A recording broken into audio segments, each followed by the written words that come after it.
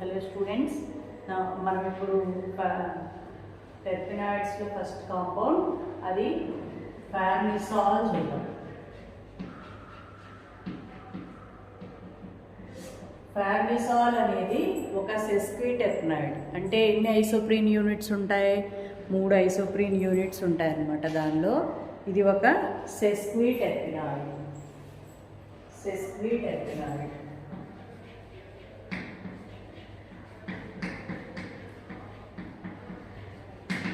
ఈ ఫార్మిసాల్ని ఎక్కడి నుంచి ఎక్స్ట్రాక్ట్ చేస్తారంటే seeds of acacia,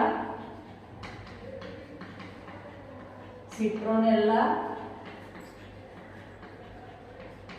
and rose. ఈ సీడ్స్ నుంచి ఎక్స్ట్రాక్ట్ చేస్తారు. Coming to the structure of farnesol. Farnesol యొక్క స్ట్రక్చర్ చూసినట్లయితే దాన్ని మనం కాన్స్టిట్యూషన్ ఆఫ్ ఫార్మిసాల్ అంటాం కదా. ఫార్మిసాల్ యొక్క స్ట్రక్చర్లో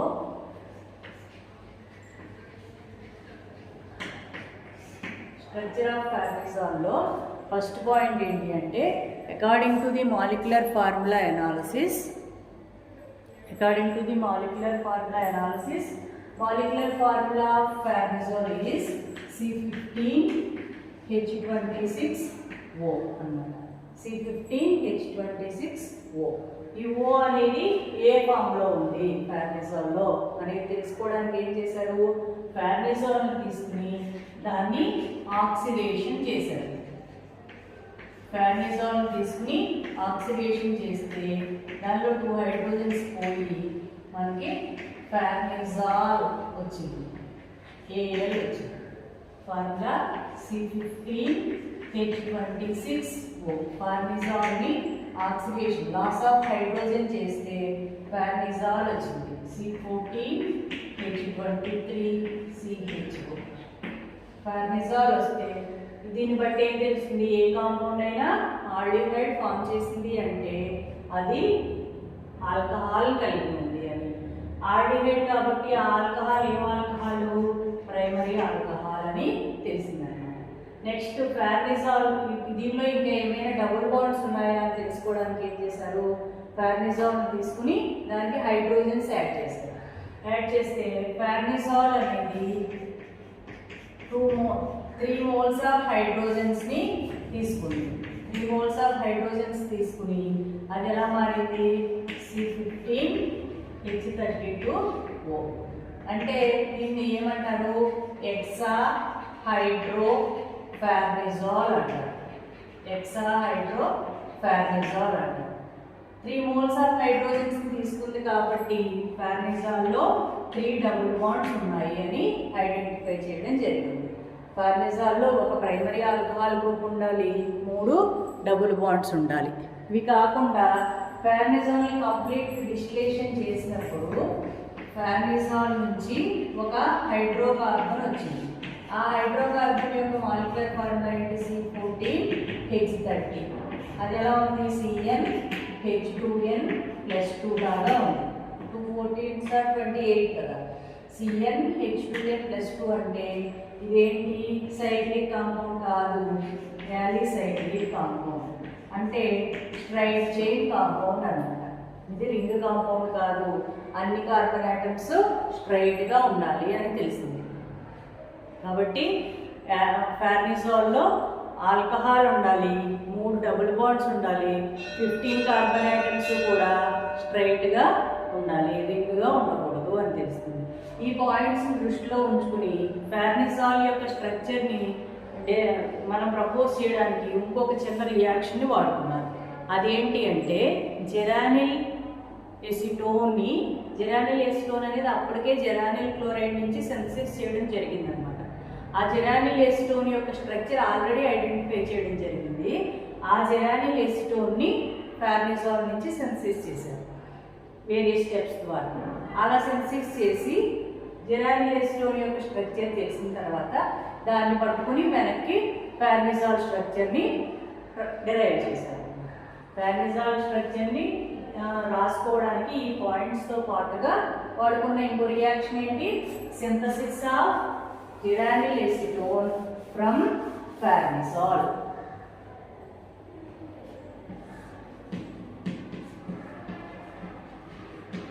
synthesis of zeranil acetone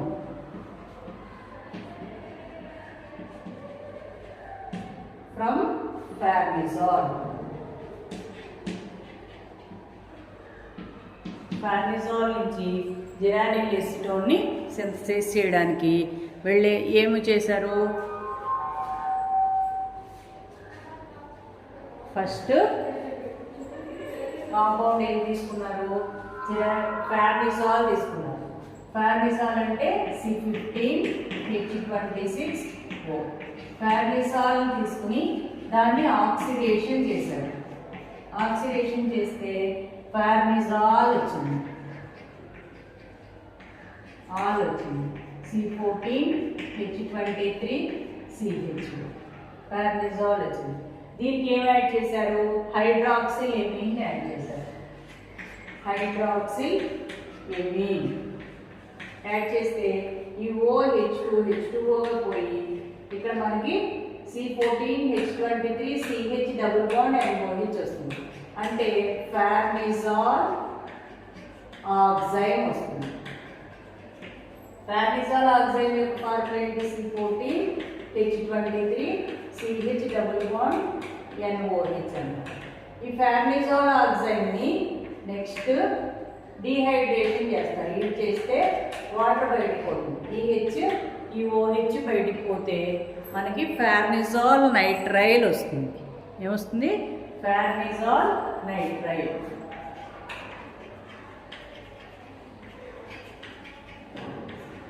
ఫార్నిసాల్ nitrile formula ఏంటి? C14H23C triple bond N. ఈ ఫార్నిసాల్ నైట్రైల్ని నెక్స్ట్ హైడ్రాలసిస్ చేస్తే ఫార్నిసినిక్ యాసిడ్ వచ్చింది.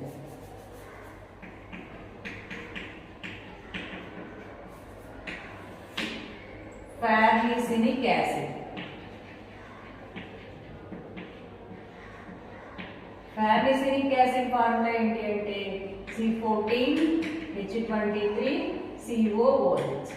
ఈ ఫార్నిసినిక్ యాసిడ్ని హీట్ చేస్తే డికంపోజ్ అవుతుంది. దానిలో నుంచి ఎసిటిక్ యాసిడ్ బయటికి పోతుంది. వాటర్ యాడ్ చేస్తాము. ఎసిటిక్ యాసిడ్ పోవడానికి ఏంటంటే ఈ COOH, ఈ C ఇందులో నుంచి ఒక C పోతుంది. C13. హెచ్లు 3 ఉన్నాయి కదా, ఇక్కడ 2, ఇక్కడ నుంచి ఒకటి తీసుకుంటుంది. అంటే అక్కడ ఇంకా 22. ఇక్కడ 3లో ఈ 2, ఇది ఒకటి 22. ఈ O ఇక్కడికి వస్తుంది. ఇది జెరానిల్ ఎసిటోన్.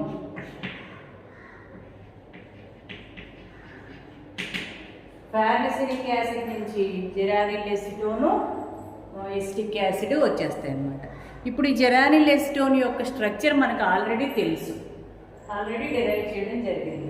ఈ జెరానిల్ ఎసిటోన్ యొక్క స్ట్రక్చర్ ఏమని కనుక్కున్నారు అప్పటికి? ఇలా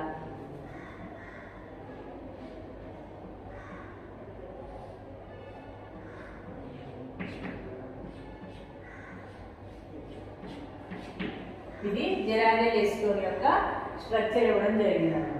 దీనికి ఎసిటిక్ యాసిడ్ని యాడ్ చేస్తే, ఎసిటిక్ యాసిడ్ యాడ్ చేయాలంటే ఇక్కడ చూడండి, ఈ H3లో H2O, H2O తీసేసాం అనుకోండి, CHCOOH ఇక్కడ యాడ్ చేస్తే ఈ ఫార్నిసినిక్ యాసిడ్ స్ట్రక్చర్ వస్తుంది. ఫార్నిసినిక్ యాసిడ్ యొక్క structure double bond CHCOOH. Farnesenic acid యొక్క స్ట్రక్చర్ అన్నమాట. ఇప్పుడు దీన్ని ఫార్నిసాల్ నైట్రైల్ లో మార్చాలంటే C ట్రిపుల్ బాండ్ N. ఇక్కడ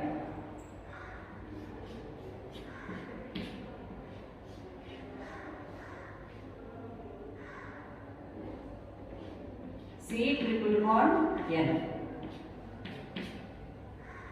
ఫార్నిసాల్ నైట్రైల్.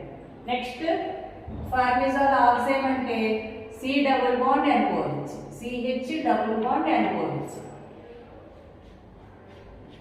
వెనక్కి వేసుకెళ్తాం అన్నమాట structures. CH double bond NOH. Farnesal oxide. Next వచ్చి ఫార్మిజాల్ ఆక్సైడ్ అయిన తర్వాత ఆల్డిహైడ్ వేయాలంటే ఇది CHO.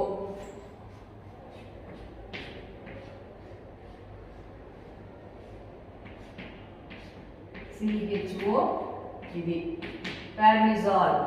ఈ ఫార్మిజాల్ నుంచి ఆల్కహాల్ రావాలంటే CHO CH2OH గా వేసుకుంటే సరిపోతుంది. CH2OH. ఇది మన ఫార్మిజాల్ యొక్క స్ట్రక్చర్ అన్నమాట. జెరానిల్ ఎసిటోల్ యొక్క స్ట్రక్చర్ని పట్టుకుని వెనక్కి వేసుకుంటూ వెళితే మనకి ఫార్మిజాల్ యొక్క స్ట్రక్చర్ వచ్చింది. ఈ ఫార్మిజాల్ యొక్క స్ట్రక్చర్ కరెక్టా కాదా అని చూసుకోవడానికి దాన్ని మనం సింథసిస్ ఆఫ్ ఫార్మిజాల్.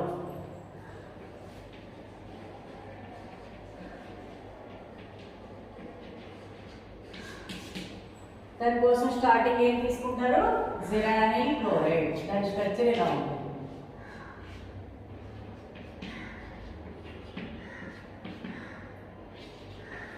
జెరానిల్ క్లోరైడ్ తీసుకుని దానికి ఏం యాడ్ చేస్తారు?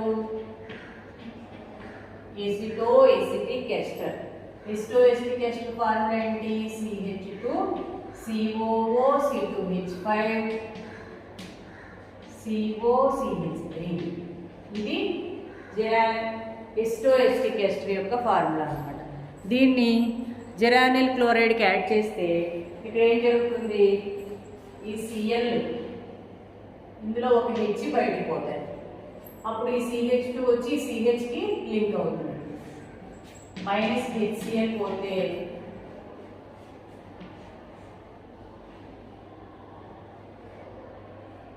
ఇక్కడ CH వస్తుంది. దానికి COO C2H5 ఒకవైపు, ఇంకొక వైపు C double bond O CH3. ఇది CH అన్నమాట. H పోయింది. CH COO C2H5. జెరానిల్ క్లోరైడ్కి ఎసిటిక్ ఎస్టర్ యాడ్ చేస్తే ఎసిటిక్ ఎస్టర్లో ఇది యాక్టివ్ మెథిలీన్ గ్రూపు. దీనిలోని హైడ్రోజన్స్ని ఈజీగా రీప్లేస్ చేయగలుగుతాం. అందుకని అక్కడ హైడ్రోజన్ పోయింది, అక్కడికి అలా లింక్ అయింది. ఇప్పుడు దీన్ని ఏం చేస్తాం? ఇది ఎస్టర్ కదా, ఈ ఎస్టర్ గ్రూప్ని హైడ్రాలసిస్ చేస్తాం. ఎస్టర్ హైడ్రాలసిస్ చేస్తే మీకు తెలుసు కదా, యాసిడ్ ఆల్కహాల్ వస్తాయి. ఆల్కహాల్ బయటికి పోతుంది, అది అక్కడ యాసిడ్ మిగులుతుంది.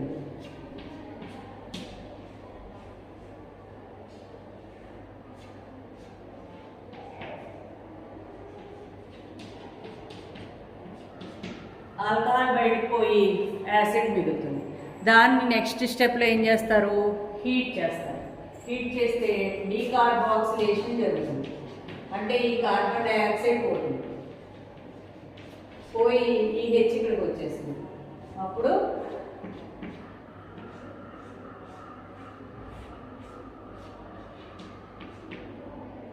H ఇక్కడికి వచ్చేసింది. ఇది CO2 పోయిందన్నమాట. ఇప్పుడు దీనికి ఏం చేస్తారు? ఫస్ట్ స్టెప్లోనేమో జెరానిల్ క్లోరైడ్కి ఎసిటిక్ ఎస్టర్ యాడ్ చేశారు. నెక్స్ట్ స్టెప్లోనేమో వచ్చిన ఎస్టర్ని హైడ్రాలసిస్ చేశారు. థర్డ్ స్టెప్లోనేమో డీకార్బాక్సిలేషన్ చేశారు. ఇప్పుడు కార్బోనైల్ గ్రూప్ వచ్చింది, C డబుల్ బాండ్ O. దానికి సోడమైన్ ఎసిటిలిన్ని యాడ్ చేస్తారు. NaNH2 బేస్ ప్రెజెన్స్లో ఎసిటిలిన్ యాడ్ చేస్తే CH ట్రిపుల్ బాండ్ CH. ఇది ఆర్గానోమెటాలిక్ కాంపౌండ్ లాగా యాడ్ చేస్తున్నారు. ఇది ఎలాగా? ఈ పార్ట్ H ఏమో వెళ్ళి ఓకి OH గా లింక్ అవుతుంది. ఈ మిగిలిన పార్ట్ అంతా అంటే ఇలా డబుల్ బాండ్ O ఉంది కదా, ఈ డబుల్ బాండ్ O ఇలా అవుతుంది, ఓగా అవుతుంది. O దగ్గరికి ఒక H వెళ్తుంది, మిగిలిన పార్ట్ ఏమో ఇలా వచ్చి ఇలా లింక్ అవుతుంది. C డబుల్ బాండ్ O దగ్గర జరిగేది ఇది అనమాట. ఎసిటిలిన్ ఇక్కడ C డబుల్ బాండ్ O దగ్గర O అనేది OH గా మారుతుంది. మనకు ఆర్గానోమెటాలిక్ కాంపౌండ్స్ చదివేటప్పుడు చదువుతారు మీరు. ఇక్కడ డబుల్ బాండ్ ఉన్నామా,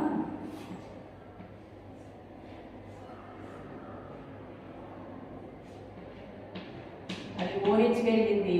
దీని దగ్గర అంటే డబుల్ బాండ్ ఓ ఉండేది కదా, ఓ దగ్గరికి హెచ్ వెళ్ళింది. దీని దగ్గరికి ఏమో సి ట్రిపుల్ బాండ్ సిహెచ్ వచ్చింది. ఎసిక్లీన్లో సిహెచ్ ట్రిపుల్ బాండ్ సి ఏమో ఇంకా దీని దగ్గరకు వచ్చి యాడ్ అయిందనమాట. ఇప్పుడు దీన్ని ఏం చేస్తారు, నెక్స్ట్ రిడక్షన్ చేస్తారు. నెక్స్ట్ స్టెప్లో రిడక్షన్ చేస్తారు. రిడక్షన్ ట్రిపుల్ బాండ్గా ఉన్నది డబుల్ బాండ్గా అవుతుంది. అటు ఇటు హెచ్లు యాడ్ అవుతాయి. ఇప్పుడు ఏమవుతుంది, అటు ఇటు హెచ్లు యాడ్ అయితే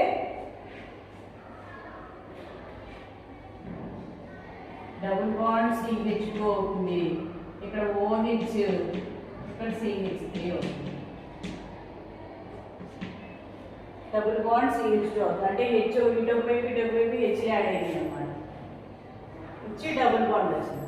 ఇప్పుడు ఏం జరుగుతుందంటే ఎలైలిక్ రీఅరేంజ్మెంట్ జరుగుతుంది.